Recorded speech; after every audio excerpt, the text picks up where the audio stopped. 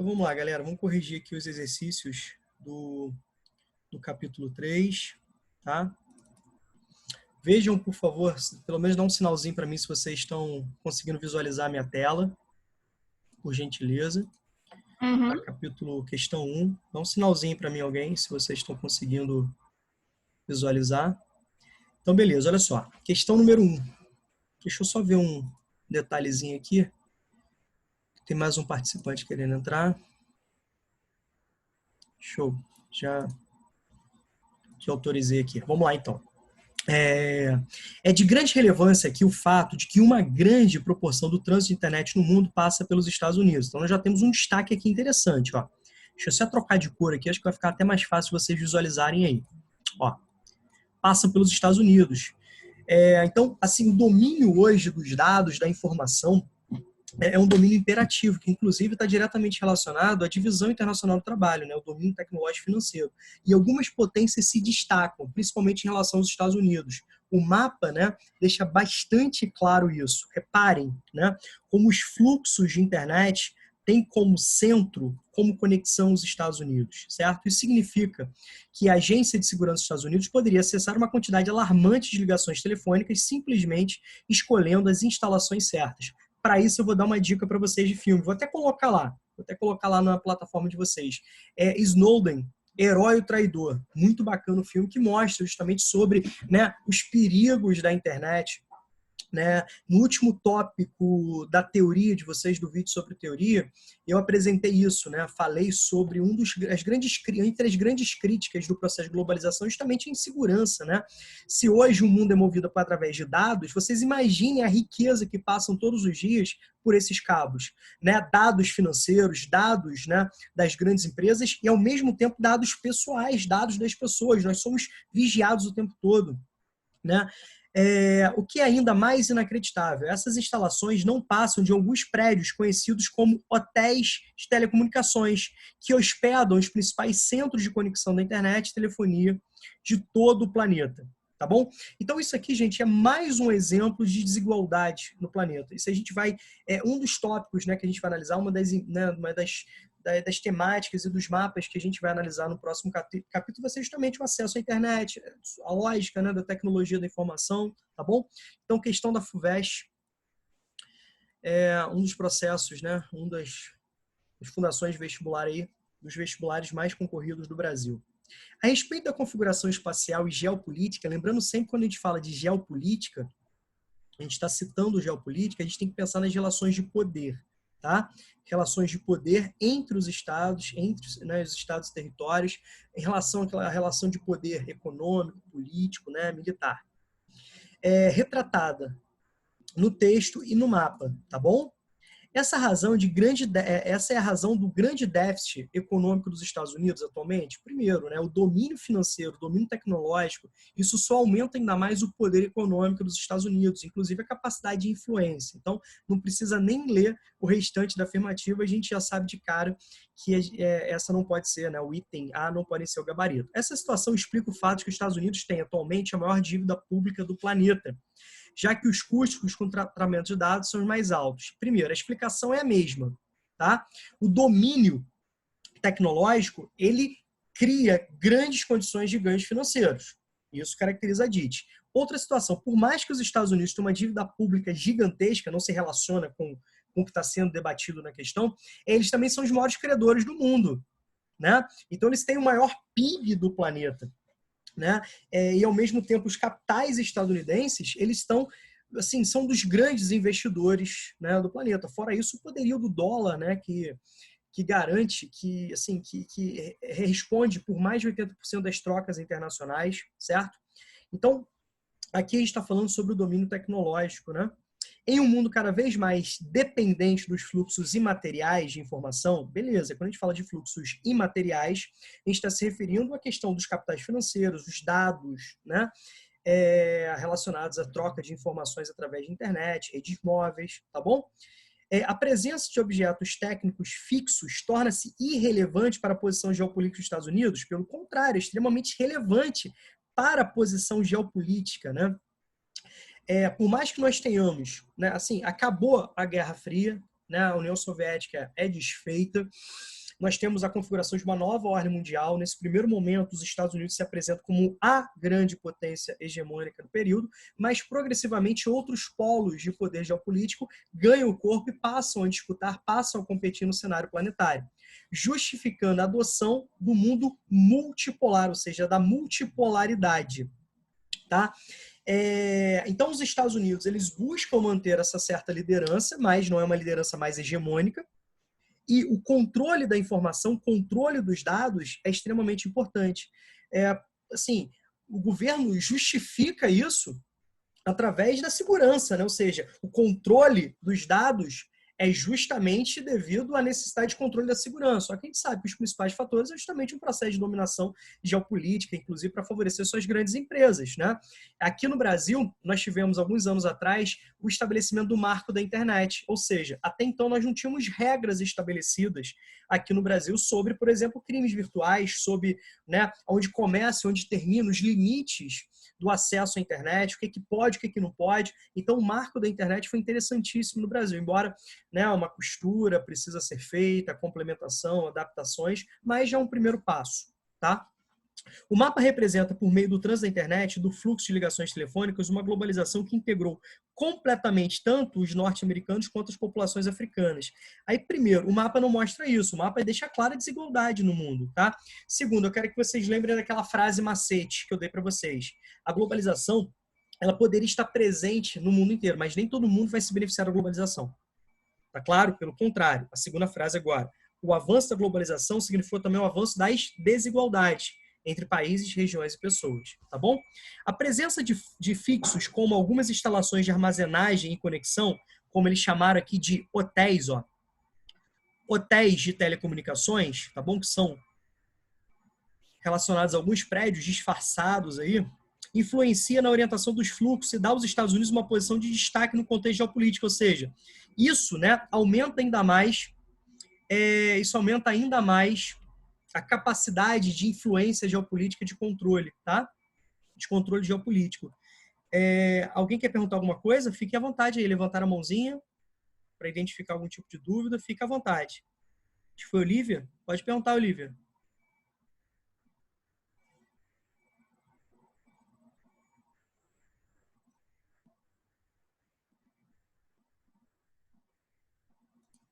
Hein, galera? É porque eu gravando aqui, o gerenciamento do chat fica meio complicado. Vocês poderiam fazer a pergunta por voz? Senão eu vou ter que interromper aqui o compartilhamento para poder ler.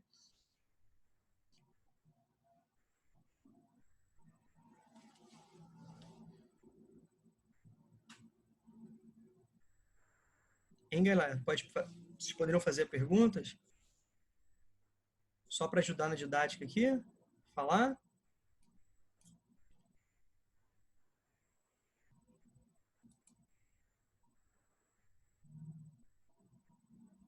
Não? Então tá bom. Deixa eu interromper, então. Deixa eu interromper o compartilhamento e tentar ler o chat, então, de vocês. Só um minuto.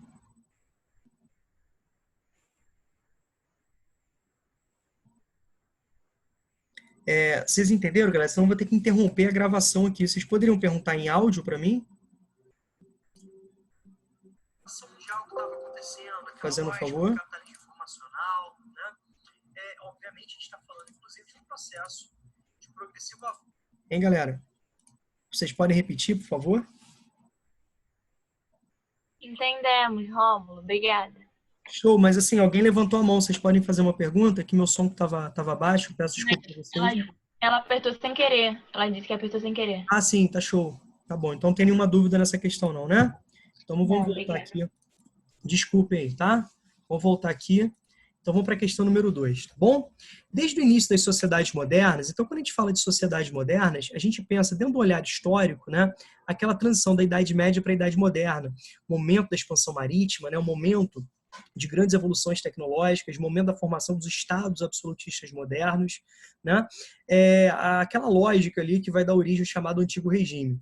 Os meios de comunicação contribuíram decisivamente para a construção da subjetividade dos seres humanos, sempre em sintonia com o surgimento e a consolidação das sociedades capitalistas. Então, a gente pode perceber que o processo de gestação, formação, né, consolidação e espalhamento do capitalismo está diretamente relacionado à evolução dos transportes, das comunicações e essa integração, né, onde você tem mercados mundiais se tornando um grande sistema econômico, né? E o capitalismo, né, assim, a globalização é o auge dessa integração, dessa interdependência, né, mundial, tá certo? Então, por isso que a evolução da globalização se confunde com a própria evolução do sistema capitalista. E hoje nós temos esse patamar, né, nunca visto dessas integrações. Os meios de comunicação se desenvolveram de forma espantosa, infelizmente, né, estimulados e muito não pelos objetivos sociais, não pelos objetivos harmônicos, né, equilibrados entre as nações, mas justamente para garantir os interesses empresariais, privados, que muitas vezes se chocam, né? Esses choques levam, inclusive, a guerras.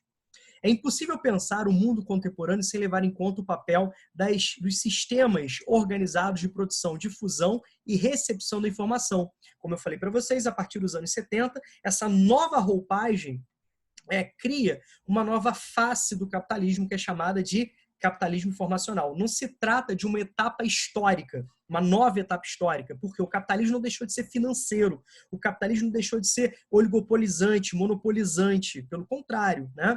Essas tecnologias vão aprofundar ainda mais essas tendências de controle financeiro, de controle, né, de um pequeno número de empresas. No que se refere à influência dos meios de comunicação, e quando a gente fala de meios de comunicação hoje, cara, a internet, né, tem que gritar aí aos nossos olhos, na relação que existe entre campo e cidade. Então, nós temos uma falsa ideia do que essas técnicas que se relacionam aos meios de comunicação são restritas à cidade. Pelo contrário, o campo precisou se modernizar, certo? Inclusive para atender os interesses mercadológicos de consumo, né, de levar para o campo os mesmos mecanismos que se consolidaram nos ambientes de cidade relacionados ao comércio, ao consumo. E, ao mesmo tempo, os investimentos no campo, além de visarem o lucro, também visavam o atendimento dessas transformações. Então, por exemplo, quando a gente fala de urbanização, onde você tem um crescimento das populações nas áreas urbanas de uma forma mais intensa, mais acelerada que nas áreas rurais, a gente vai perceber que o campo passa a ter uma dupla função. Além de você produzir matérias-primas em quantidade, né, para atender às transformações das indústrias, você também precisa produzir alimentos. Então, o campo vai se modernizar. Então, essa tecnologia chega.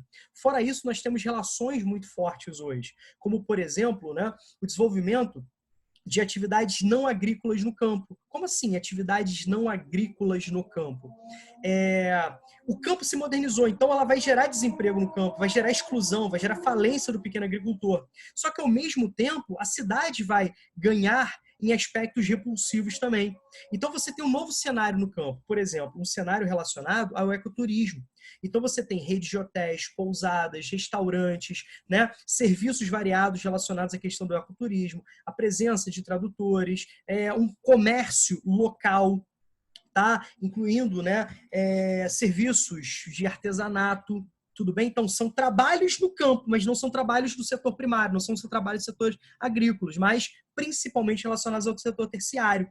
Então, você tem essa lógica que nós chamamos de setor, né, de interdependência campo-cidade. Né? A cidade depende da produção do campo, o campo depende dos insumos, das máquinas, do financiamento, do transporte, do armazenamento, dos investimentos, das políticas públicas da cidade.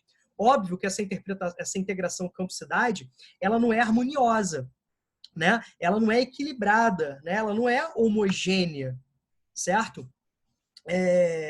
Ela aprofunda ainda mais essas desigualdades dentro dessa análise sobre esses espaços, tá bom? Então tá lá. O crescimento da importância dos meios de comunicação no estabelecimento das relações entre as classes mediadas pelo consumo criou uma sociedade midiática que aproxima campo e cidade em função dos interesses do mercado. Então, os interesses não se referem aos interesses sociais ou ambientais, pelo contrário, mas os interesses do mercado. Então, é a introdução do modo de produção capitalista no campo, inclusive adaptando essa nova roupagem. Tudo bem? Então, olha bem, a realidade no final do século, início do milênio, exige cada vez mais que os indivíduos saibam lidar com uma imensa gama de informações que invadem diariamente nossa vida.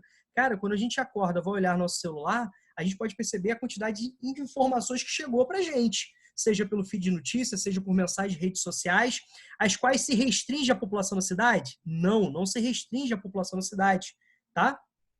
Na sociedade contemporânea, o campo e a cidade são regidos por um processo cada vez mais integrado, perfeito, interdependência campo-cidade, propiciado pelos avanços tecnológicos, né? Dos meios de comunicação, dos meios de transporte, vinculando cidade e campo em um grande mercado. Beleza. Certíssimo até aqui. O que tem propiciado a autossuficiência em relação ao outro? Não, pelo contrário, a interdependência. Então, até o grande mercado, a questão, eu não vejo um problema nela.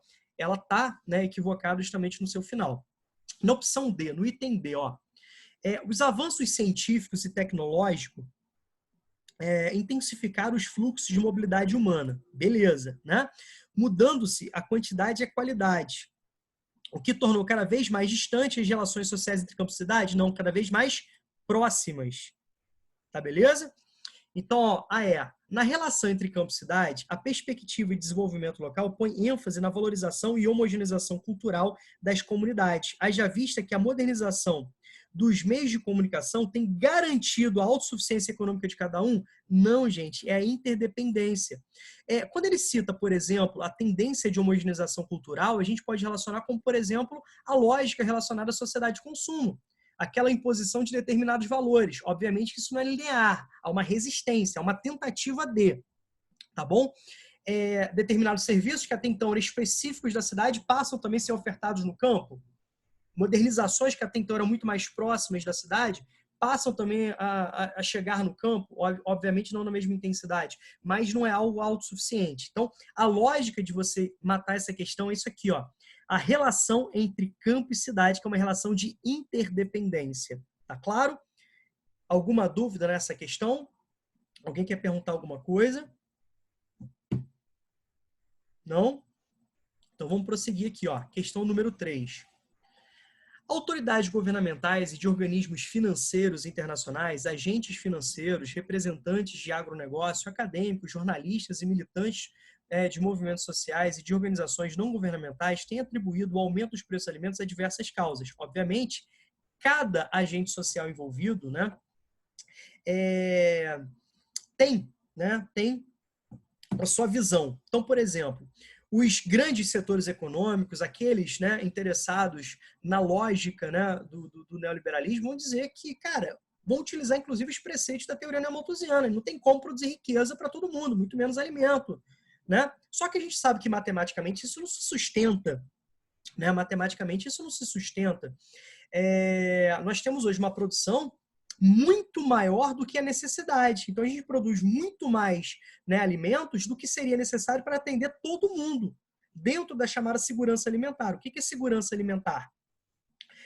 Garantir quantidade e qualidade de alimentos. Por exemplo, o Brasil. O Brasil é um grande exemplo disso. Né? O Brasil, recentemente, ele entrou no mapa da fome. Né? Ele voltou a entrar no mapa da fome há alguns anos atrás, sobretudo a partir da crise financeira, crise política e econômica, que avança a partir de 2014, né, no Brasil. Cara, isso significa que mais de 5% da população brasileira passa fome. Acorda todos os dias sem saber se vai se alimentar. Certo? E o Brasil é um dos grandes produtores primários, é um dos grandes, né, produtores de alimentos. Então, não é a matemática que vai explicar isso. O que vai explicar a fome no mundo? Né? O que vai explicar a fome no mundo? Não são fatores momentâneos. Né? Quando a gente pega aqui, por exemplo, a questão aqui, nós tivemos em 2008 um grande aumento do preço dos alimentos, mas é por questões especulativas. O problema da fome não é algo conjuntural, é algo estrutural, é algo que está diretamente relacionado ao sistema. Então, no Brasil, o problema da fome acompanha o Brasil desde o período colonial.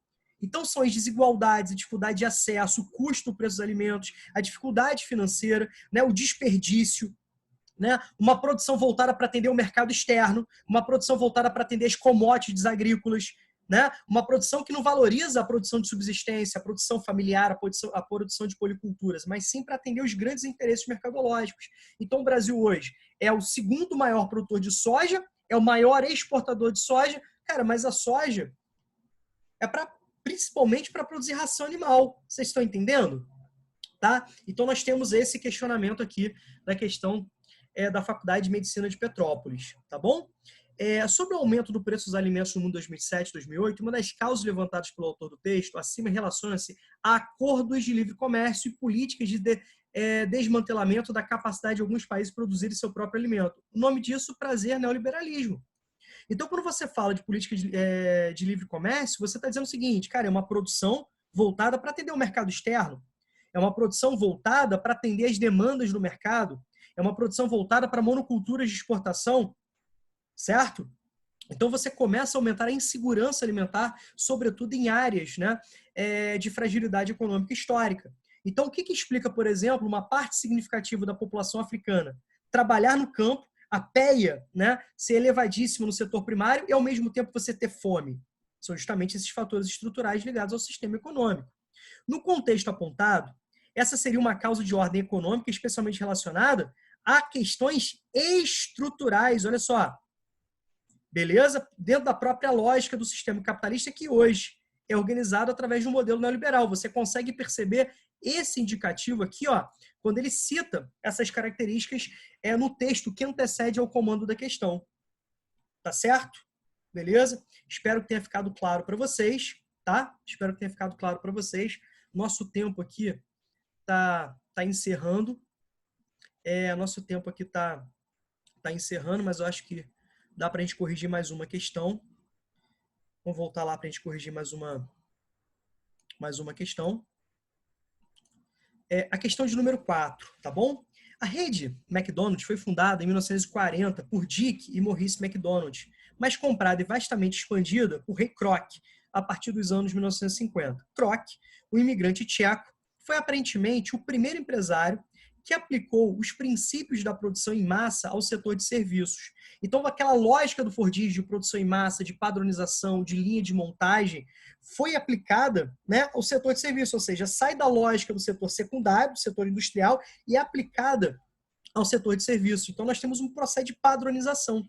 Então, aquilo que nós chamamos de fast food, por exemplo, está diretamente relacionado a vários aspectos fordistas. Hoje, você pode perceber que o toyotismo também chega nessas redes de fast food. Você tem várias opções. Quem diria um dia que o McDonald's poderia apresentar uma opção vegetariana? Né? Em consequência de suas inovações, hoje cerca de 50 milhões de pessoas por dia comem o McDonald's em mais de 120 países. Embora não de uma forma explícita, mas de uma forma mascarada, né? A gente pode perceber que as grandes marcas, elas alteram o sabor do seu alimento para atender mercados. Né? Então, por exemplo, o sabor da Coca-Cola no mercado asiático é um pouco diferente, justamente para atender aqueles desejos, embora não propagado, para dizer que a Coca-Cola é a mesma. Né? Você compra ela em qualquer lugar, de fato. Você compra a Coca-Cola em qualquer lugar. Mas, na prática, você tem mudanças. Por exemplo, em molhos de determinados tipos de hambúrguer, né? Existem determinados tipos de oferta nessas redes de fast food são específicos de determinado país. A gente pode perceber isso, né? Aqui, quando você vai comer no fast food, onde você tem frutas tropicais sendo ofertadas, cara, em países temperados, isso não funciona dessa forma. Fruta, né? Em país europeu, nos Estados Unidos e tal, cara, é muito cara. Né? Em muitos países, a banana é vendida, né, por unidade, só para vocês entenderem isso. Então, você tem um processo de adaptação dentro desse viés econômico.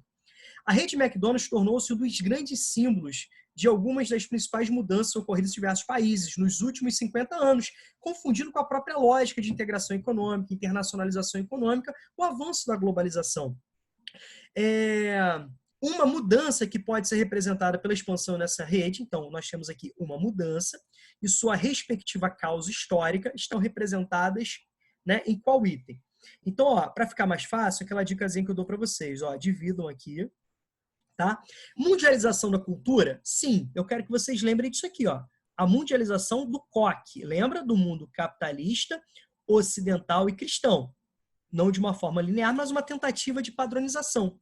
Então, isso você consegue perceber no item A, com a mundialização da cultura, a padronização do consumo, né?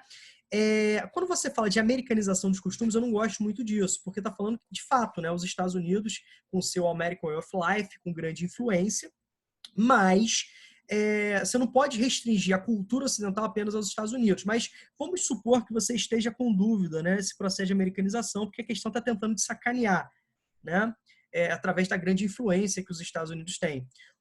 Uniformização dos hábitos alimentares. Então, nós temos uma tentativa de, tá legal? Então, como, por exemplo, a padronização do consumo. Então, ó, nós ficamos na dúvida em todos os itens da primeira coluna.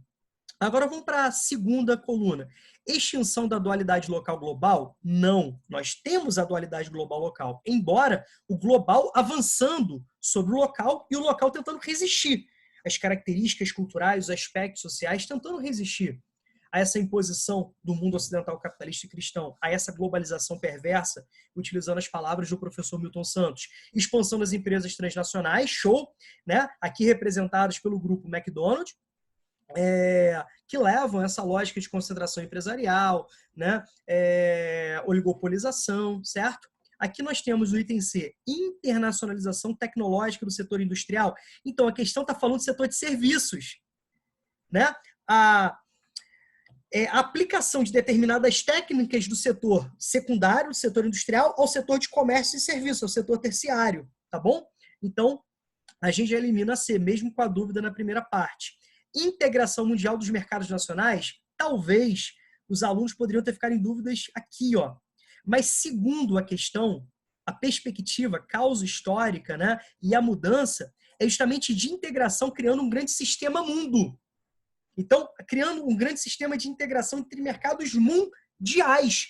Olha a fábrica global, que é essa fragmentação produtiva. Olha o mercado global. Olha a aldeia global que caracteriza a globalização. Talvez aí o item A pudesse ser o item, né, de maior dúvida, aí, de maior pegadinha em decorrência desses mercados nacionais. Tá certo? Então,